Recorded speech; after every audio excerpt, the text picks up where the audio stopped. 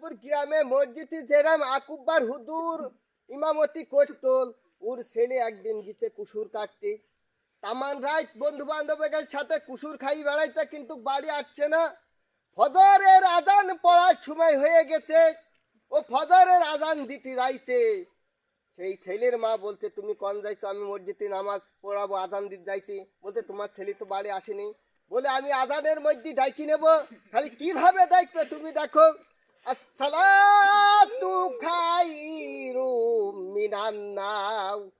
রফিকুল কই রে, রাইতে পুহি গেল, তুই বাড়ি আই রে। এইরাম হুজুর হলি তো হবে না।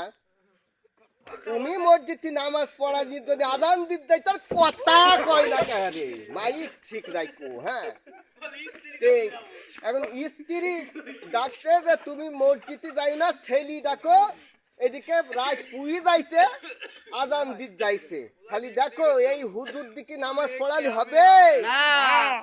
কথা কও না কেন তোমরা?